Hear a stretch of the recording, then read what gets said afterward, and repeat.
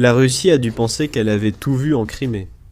La forteresse était déjà devenue un handicap, car les drones ukrainiens ruinaient la logistique, détruisirent le transport maritime et semblaient survoler toute la Crimée chaque nuit pour éliminer les défenses aériennes, les dépôts et d'autres cibles. Mais la Russie devrait savoir maintenant que l'Ukraine a toujours plus d'un tour dans son sac. Ce que nous venons de voir était un gros coup. Des plongeurs de l'unité Oméga ukrainienne viennent de réaliser l'impensable. Agissant loin derrière les lignes ennemies, ils ont réalisé un exploit digne d'un scénariste hollywoodien. Cela indique à la Russie que la bataille pour la Crimée s'est intensifiée. L'Ukraine ne frappe plus seulement à distance. Elle peut faire entrer des gens sur la péninsule. Nous allons commencer par les bases. Le 17 juillet, on a appris que l'Ukraine avait réussi une nouvelle frappe contre la base aérienne de Saki en Crimée. C'était la 4e frappe consécutive contre Saki en l'espace d'un mois, et elle a causé beaucoup de dégâts. Les opérateurs ukrainiens avaient attendu le bon moment pour frapper. Au lieu d'attaquer les avions russes cachés dans les hangars, les opérateurs ukrainiens ont attendu qu'ils roulent sur la piste. De faux espoirs pour les dupes russes. Alors que l'Ukraine attendait, un Su-24M s'est engagé sur le tarmac. Sur le point de décoller, il a été frappé par des drones ukrainiens. 2 ont frappé le Su-24M lors d'une attaque précise, montrant l'efficacité croissante des drones ukrainiens. Le premier a touché le nez du Su-24M, brisant le nez en morceaux, alors que le pilote, à quelques centimètres de là, regardait. Alors que le nez se désintégrait, un second drone ukrainien a frappé les réservoirs de carburant, détruisant le chasseur russe. Les images ont déjà été partagées. L'Ukraine a clairement réussi ce qu'elle annonçait. On voit un drone ukrainien, avec le Su-24M en ligne de mire, descendre vite et toucher sa cible. En un seul coup, les opérations aériennes russes en Crimée sont devenues plus coûteuses, car le Kremlin doit se dépêcher de trouver un avion de chasse à envoyer sur la péninsule en guerre pour remplacer le Su-24M qu'il vient de perdre. Mais ce n'est pas là la vraie histoire.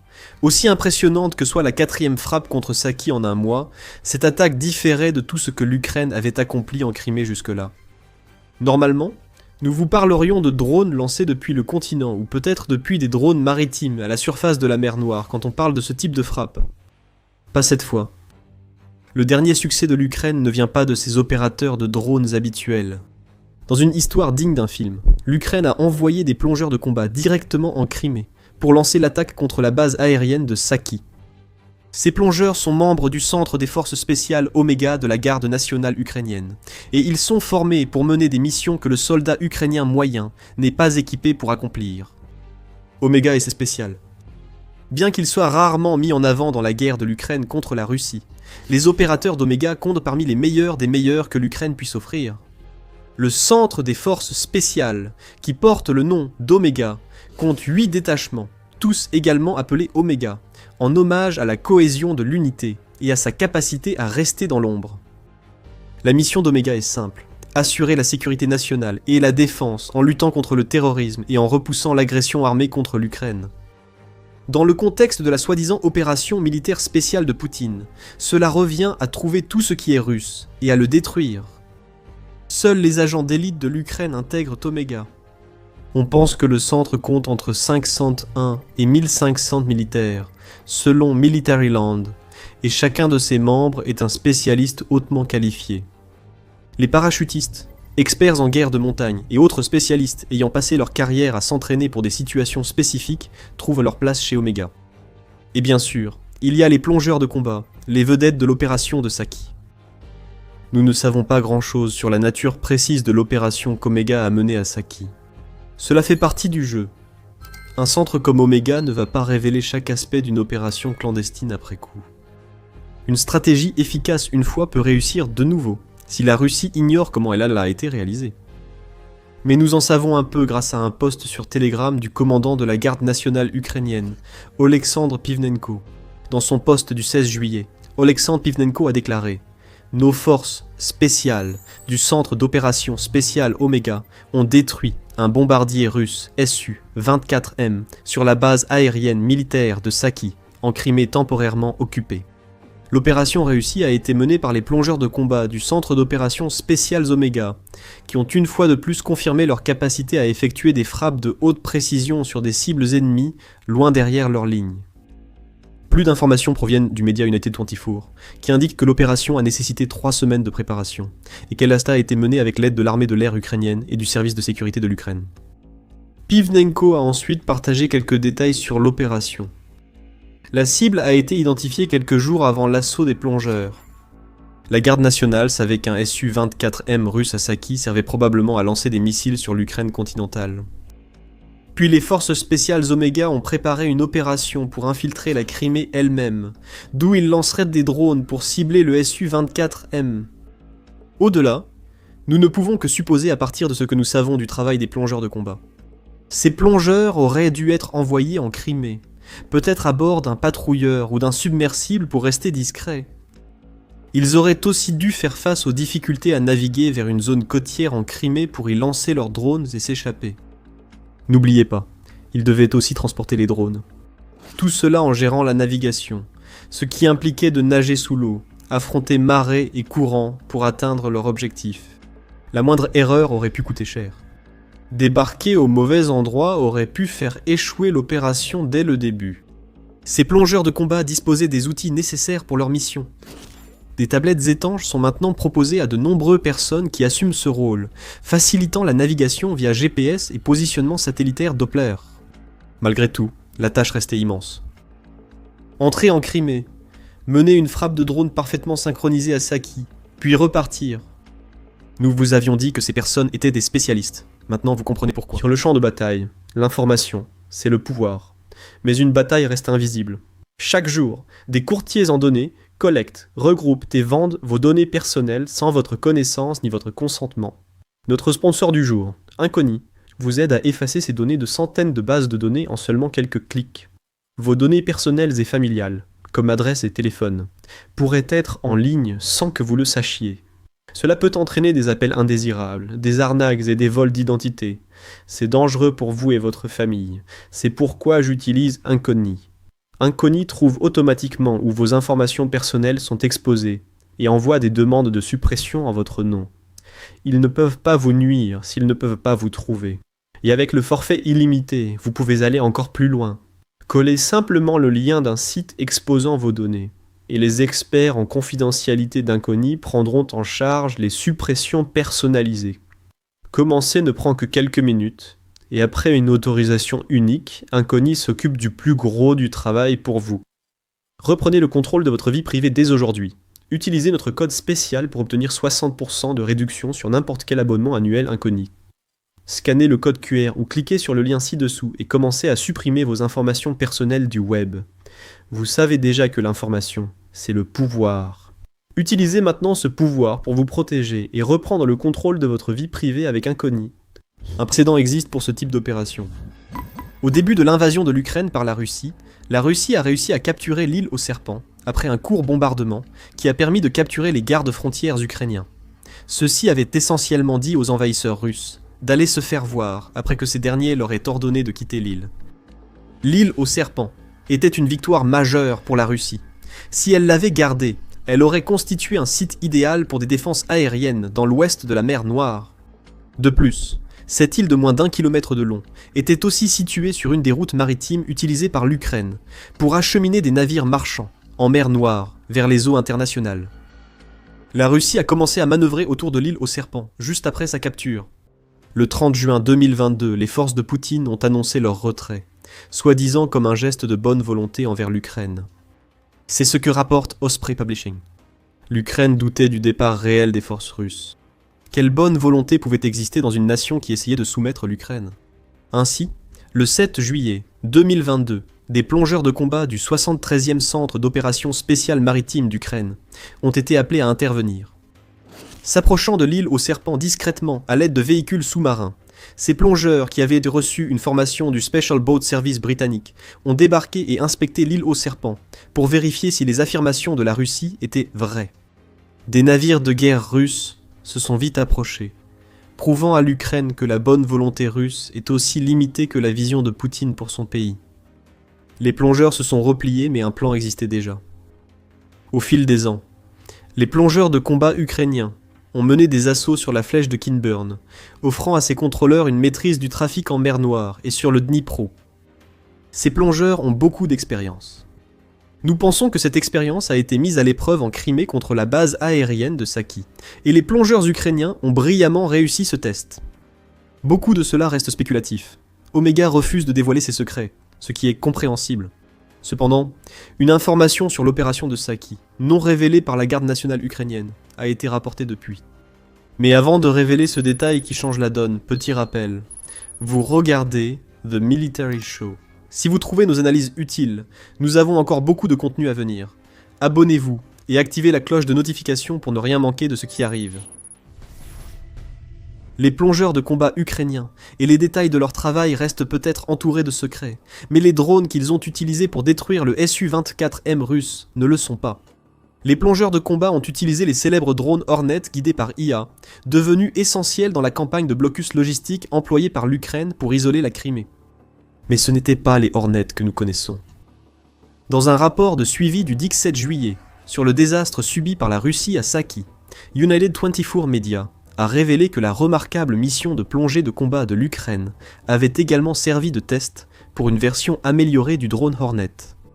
Cette version garde le guidage à intelligence artificielle qui l'a rendu efficace en Ukraine occupée. Cependant, elle a été améliorée par les spécialistes techniques d'Omega, en une variante à voilure fixe qui peut voler beaucoup plus loin que le Hornet original. C'est énorme pour l'Ukraine. Avec cette nouvelle version du Hornet, qui coûterait entre 10 000 et 11 000 $, l'Ukraine peut obliger la Russie à repositionner encore plus en retrait sa puissance aérienne en Crimée. Cela limite l'efficacité pour le lancement de missiles et bombes planantes depuis la Crimée, tout en entraînant de lourdes conséquences financières pour la Russie. Un seul Su-24M coûte à la Russie environ 25 millions de $ par unité. L'Ukraine vient d'en détruire un, avec des drones qui coûtent au total environ 20 000 $. C'est un retour sur investissement énorme. Et maintenant que l'Ukraine a développé ce nouveau Hornet pour accompagner sa méthode innovante d'envoyer des plongeurs de combat en Crimée, la Russie sait qu'elle a un problème de plusieurs millions de $ sur les bras. Et si ce n'était pas un Su-24M la prochaine fois? Et si l'Ukraine utilisait ses Hornets améliorés pour abattre un Su-35 d'une valeur de 85 millions de $? C'est désormais une réelle possibilité. Ce qui incitera la Russie à replier sa puissance aérienne encore plus loin en Crimée, voire la retirer complètement de la péninsule. La catastrophe de la Crimée de Poutine continue. Et c'est ce que nous révèle l'opération stupéfiante d'Omega. L'Ukraine a trouvé un moyen de faire entrer des soldats en Crimée sans lancer le genre d'assaut amphibie à grande échelle qui se terminerait presque certainement par un désastre. L'Ukraine manque simplement de ressources pour un tel assaut.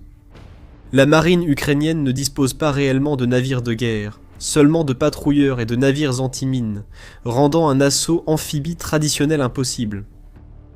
L'Ukraine pourrait libérer la Crimée avec une force suffisante, mais déployer cette force sur la péninsule restera problématique.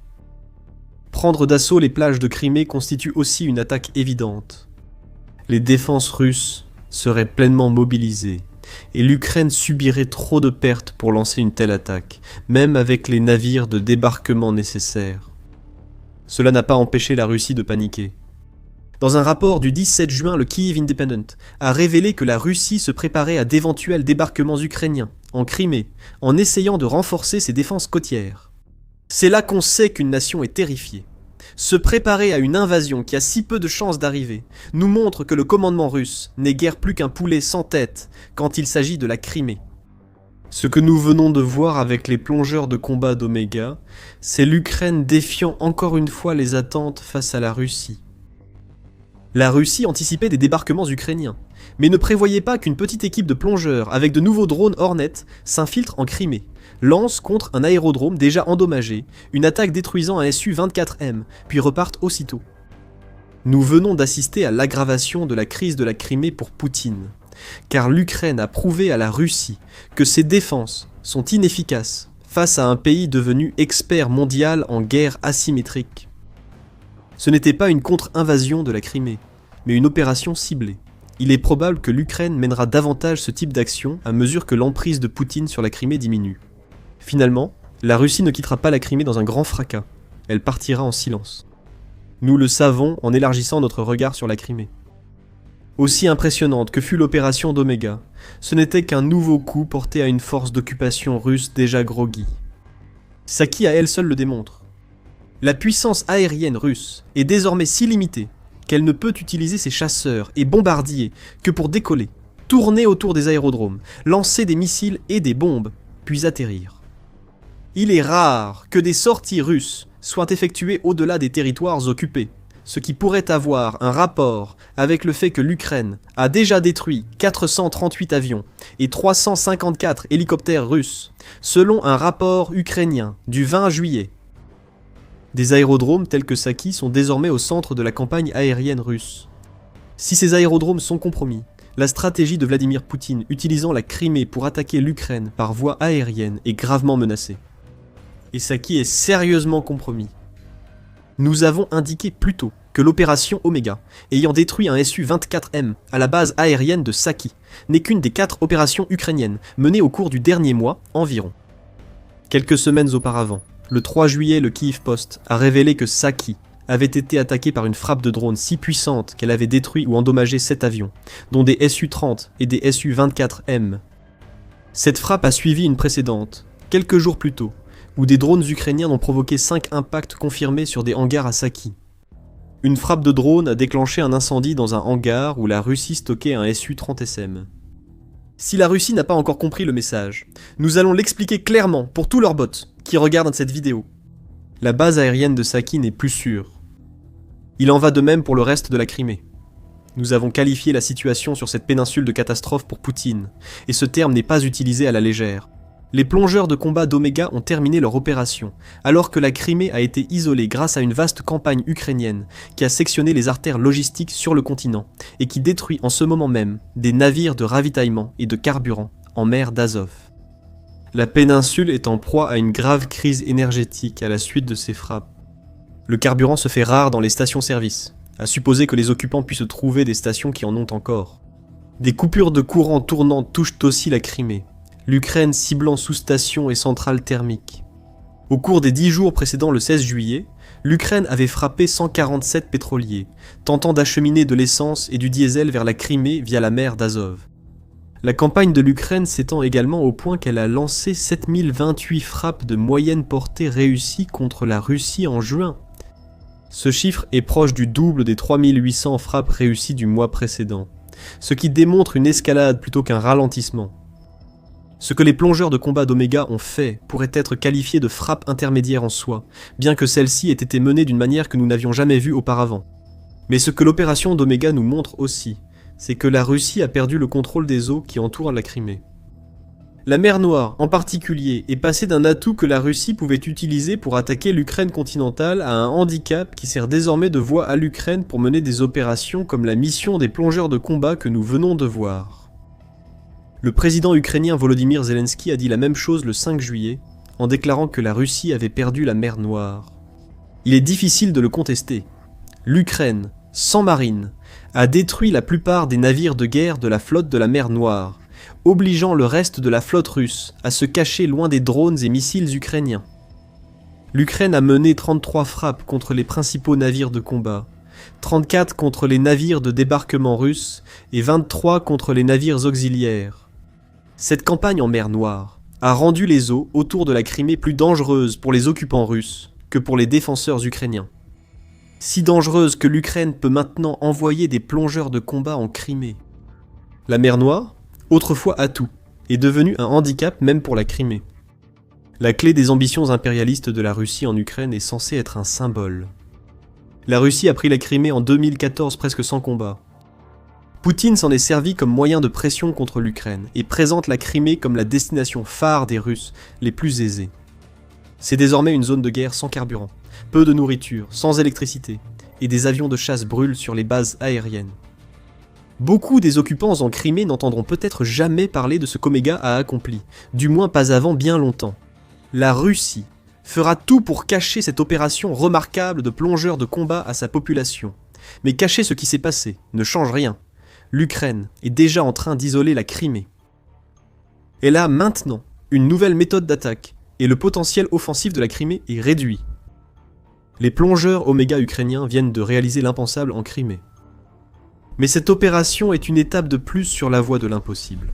Libérer la péninsule du contrôle illégal russe une bonne fois pour toutes. Certains occupants ont compris qu'il est actuellement très risqué d'être en Crimée.